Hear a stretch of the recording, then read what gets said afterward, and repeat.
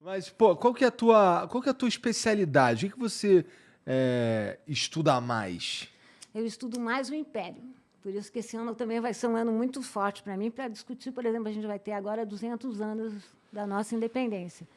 E acho que a gente precisa desmontar essa nossa história dourada da nossa independência. Parece bem bonita mesmo. É Inclusive, lindo. eu moro no Ipiranga ali, Você mora do lado do... Museu do do Ipiranga. Museu do Ipiranga, É. que foi construído como um museu-palácio, para uma memória paulista, né? Mas a independência, a gente conta uma história da independência como se a independência fosse, primeiro, um dia, o 7 de setembro. Não é. Independência é um processo. Ninguém vira independente de uma hora para outra. Começou muito antes, eu diria que começou com a Inconfidência Mineira, a Conjuração Mineira, a Conjuração dos Alfaiates na Bahia. Os que alfaiates? botou o povo na rua, eram sobretudo negros. Que interessante. E termina muito depois. Não é?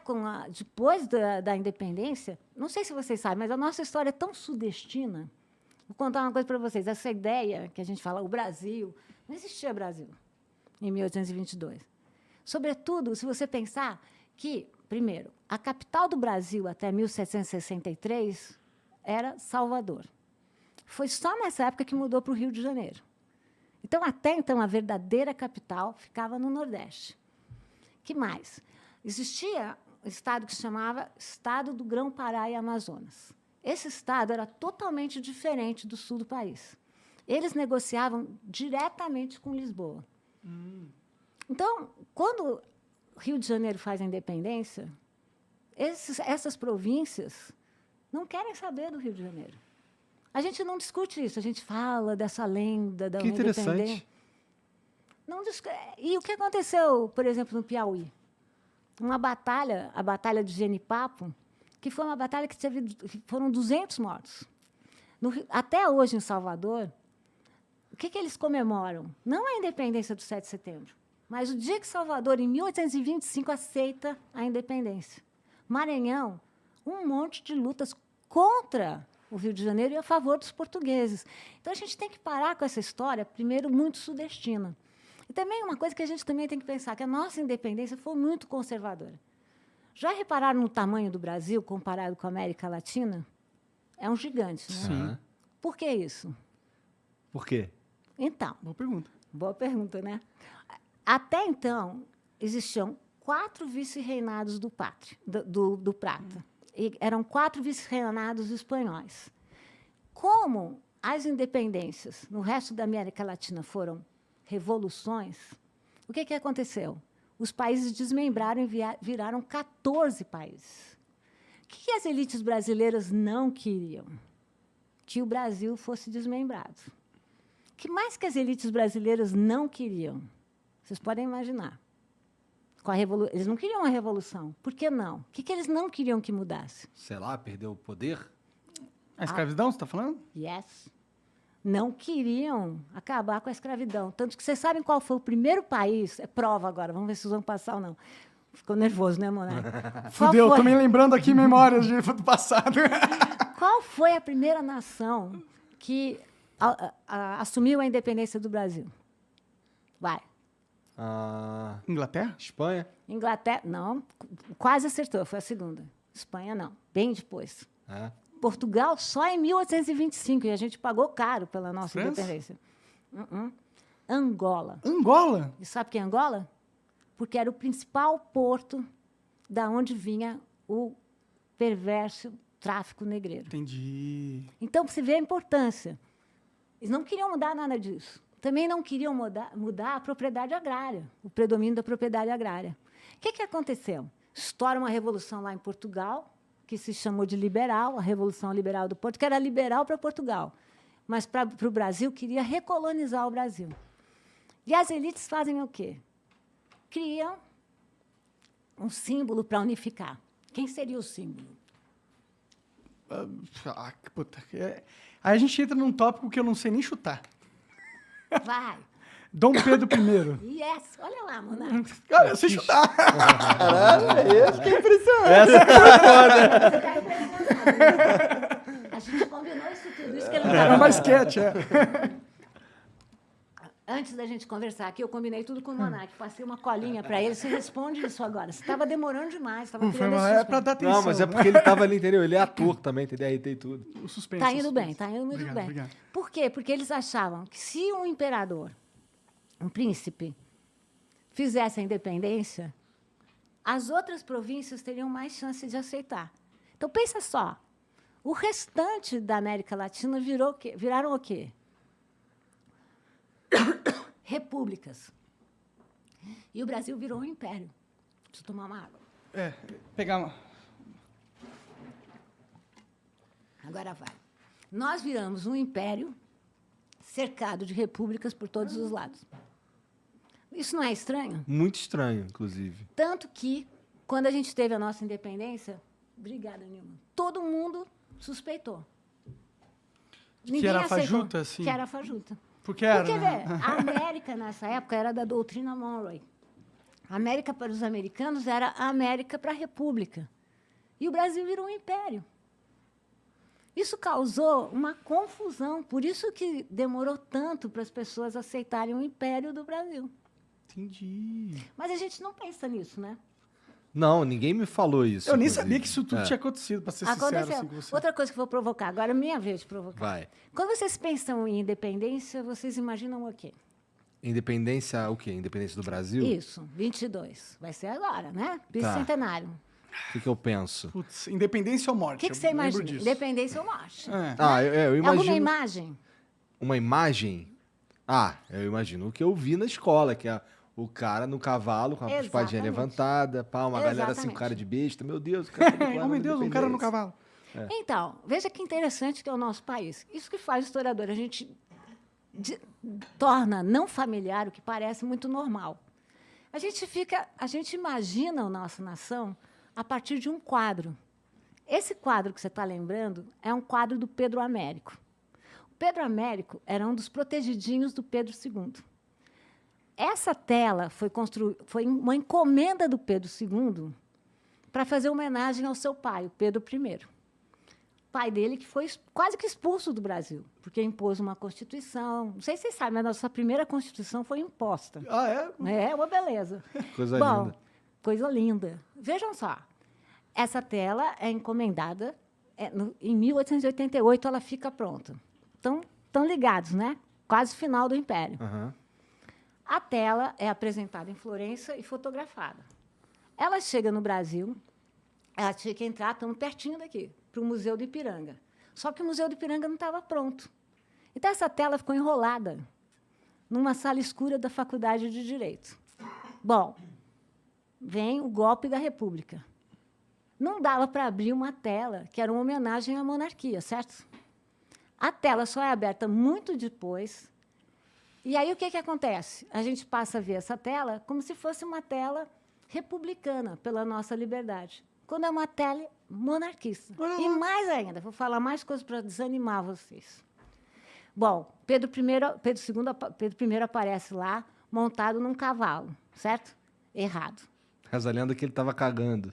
É isso mais, vamos falar disso tudo. Não era um cavalo, era um burro. Por que era um burro? Porque viagens de longa distância só podiam ser feitas em burro, não em cavalo. Segundo ponto, ele está todo elegante lá, vestido, todo paramentado. Tudo errado. Ele vinha de se encontrar com a Marquesa de Santos, que era sua amante. Alguém faz uma viagem desse tipo, vestido dessa maneira? Não. O calor Ele seria infernal. não estava. Além de tudo, por que ele estava próximo do Riacho do Ipiranga? Isso tudo está comprovado nos documentos, Igor. É que o Igor Caralho. está rindo. Porque ele não estava bem das suas funções Tava com intestinais. caganeira, mano. E diz o documento que ele precisava, vou falar mais bonito que você, apear-se. Ah, entendi. Então, ele tinha que parar. Olha lá a tela. Ele tinha que parar toda Aqueles hora. caras com cara de bobo, ó. Olha lá. Vamos falar. Vamos falar do cara de bobo. Mais ainda, essa tela que nós imaginamos, o Brasil se imagina por essa tela, correto?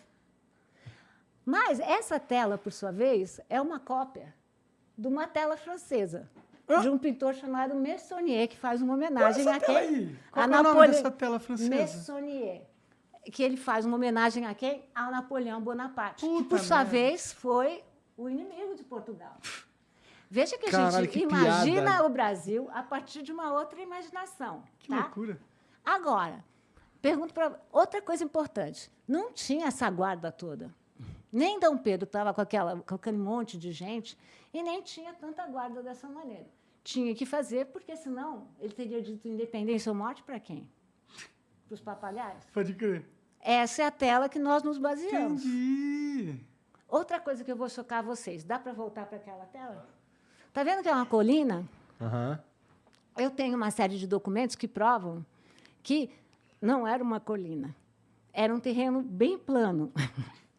O Pedro Américo, que é o pintor, falou o seguinte: em nome da nação, eu vou assassinar a geografia. Assassinou por quê? Porque ele queria fazer esse lugar elevado. Sim. Agora, a pergunta que É uma não tela tem... bonita. Né? É uma tela bonita, mas cadê o povo? Não tem povo, Ah, só tá tem aqui, cavalo. ó. Aqui, ó. Ah, verdade, tem um Cara cara de lá. bobo, olha lá. É o povo. Um cara de bobo. O povo, em vez de aparecer como um povo que comparece, que se manifesta, assiste. Então, olha Assiste a com um cara tipo, pô, o cara gritou no meu ouvido aqui. É, eu não tô tô sabendo de trabalhando. nada. É, Bom, mas se a gente for parar pra pensar, é realístico, né? Vai, o povo. Sabe que não é, Monark? Eu vou sempre discordar. A gente preparou, ele ia falar isso aqui nesse momento. Muito bem, Monark. Teve muita manifestação, que é o que eu estou dizendo para vocês. A gente aprende na escola, que foi essa coisa que ele falou, todo mundo ouviu e aceitou. Mas teve muita reação. No Brasil mesmo, muita gente que não concordava, que não queria. Só que a gente tem essa lenda dourada. Por que eu chamo de lenda dourada? Porque a nossa história, ela expulsa o conflito, expulsa os Como problemas. se fosse tudo aconteceu na paz. Isso é muito ruim para a gente crescer, porque, como a gente falou aqui, quanto mais a gente souber do conflito, mais a gente aprende. Sim. A gente não aprende nem sobre o Brasil. Eu aprendi mais sobre Napoleão do que o Dom Pedro I na escola. assim. É bacana pensar. Por isso que eu sempre falo que as imagens não são inocentes, né? Elas carregam algumas coisas que a gente Um quer simbolismo, né? muito forte. E teve um sequestro de São Paulo também. Porque qual foi o momento em que a independência aconteceu para valer? Na coroação de Dom Pedro I no Rio de Janeiro, porque o Rio de Janeiro que era a capital. Mas, como São Paulo foi crescendo economicamente, politicamente, a gente passou a ler essa tela como se fosse tudo um protagonismo paulista. Não foi. E agora, o que é que aconteceu ano passado com o Jair Bolsonaro? Ele começa a ler essa tela como se fosse uma tela militar. Ninguém quer falar que, na verdade, isso aqui é um monarca. Mas vejam como a história vai sendo assim, né? Você vai acumulando uma série Você de vai informações. usando a história do passado para se adequar ao que você quer contar no Você vai futuro. fazendo Exatamente. releituras, reinterpretações das coisas para poder Justificar o da tua própria narrativa. Exatamente. Né? Justificar o presente a partir daquilo que você acredita e você quer falar. Por isso que eu sempre falo, eu não quero te dar uma opinião, quero te dar uma informação, que a gente tem documentos provando o contrário. E outra coisa, não tem esse riacho aqui, não daria. Então, de fato, o pintor usa a nossa imaginação e a gente vai imaginando o que quer nessa tela. Né? E não é um pouco cruel que isso seja... Porque, assim, eu lembro disso daí, eu lembro dessa imagem, inclusive. Eu tava no ensino fundamental, porra. Não é um pouco cruel fazer isso com a nossa juventude? É muito, porque a gente usa... Isso que você tá, lembra que eu te perguntei, o que você imagina? Você imaginou essa tela. A gente aprende na escola essas telas como se elas fossem ilustrações. Né? A palavra ilustração vem de dar um lustro. O que é dar um lustro? Eu vou dar um lustro nessa mesa. A mesa já existe, eu só vou deixar ela mais bonitinha. E as imagens, ainda mais nessa civilização que a gente vive, elas não são ilustração. Elas não são reflexo. Elas produzem a realidade. Tanto que você imagina a independência, Igor, você que é uma pessoa informada, a partir de uma imagem. Então, o que a gente tem que fazer com as pessoas, e não só com os alunos? Quando a gente fala de imagem, a gente tem que falar, primeiro, foi uma encomenda? Quem encomendou? Por que encomendou? Quem era o artista? Mas acho que uma criança ela não consegue pensar em todo esse contexto. Ah, ela mas- meio que engole o que o professor está ali passando. Mas, por exemplo, eu dei aula há muito tempo para o ensino médio e também para o ensino fundamental. Né? Eu fazia eles lerem essa tela a partir da perspectiva do tropeiro.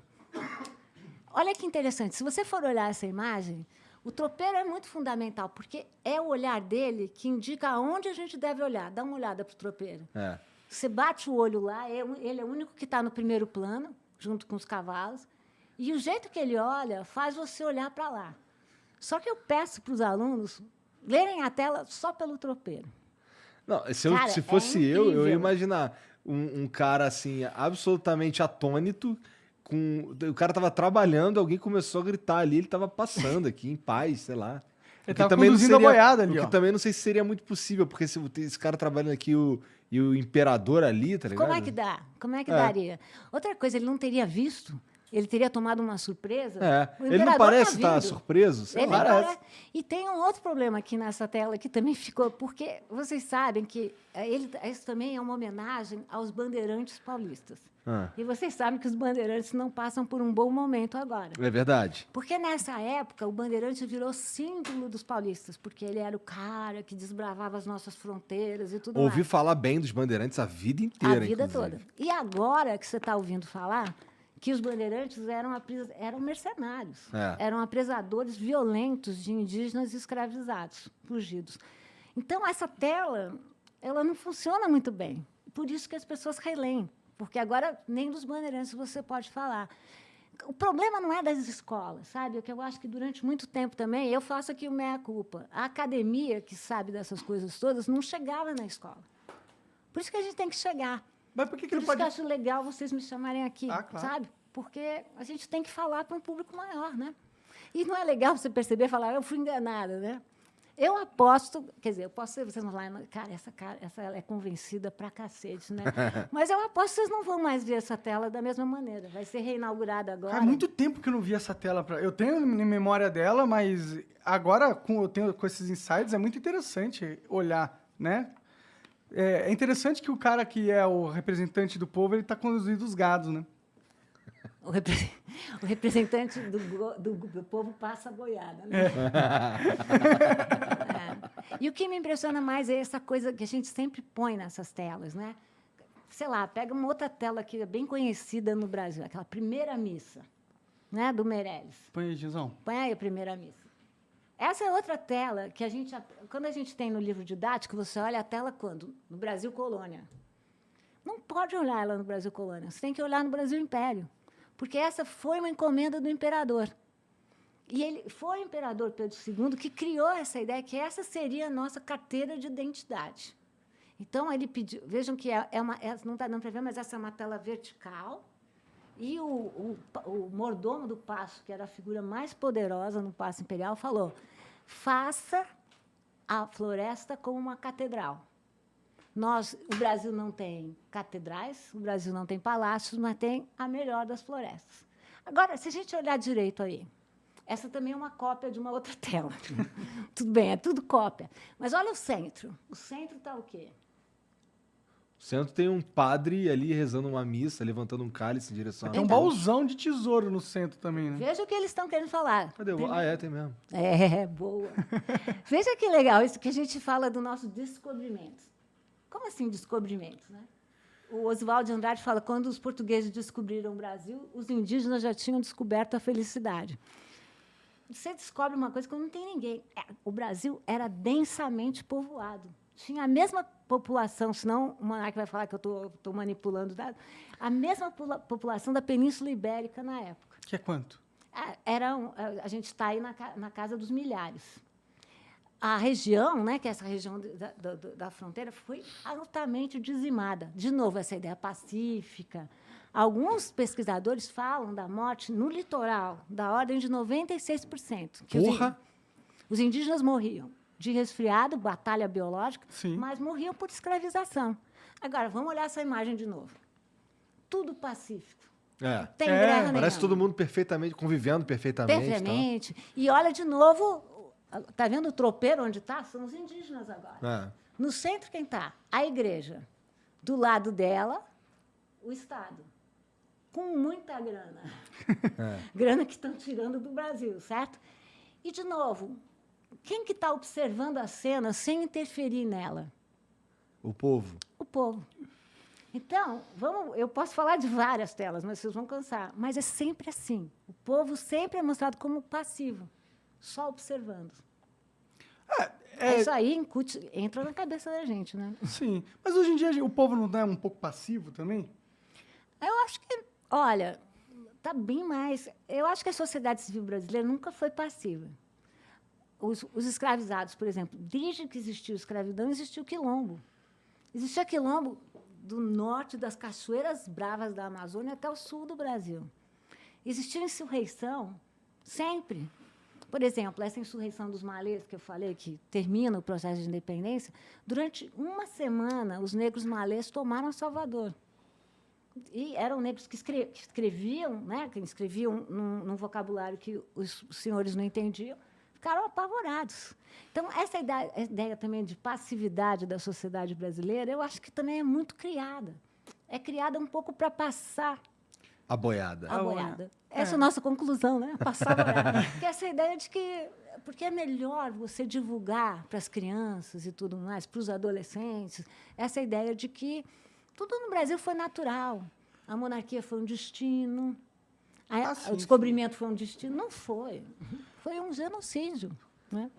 Mas eu acho que, tipo, olhando a atualidade, eu sinto o povo meio passivo, sinceramente, tá ligado? Por mais que a gente grite pra caralho nas redes sociais, a gente não tá se unindo, a gente não tem uma causa. Tipo, a última coisa que a gente viu uma perda de passividade na sociedade foi em 2013 nas manifestações. Só pelos 20 centavos.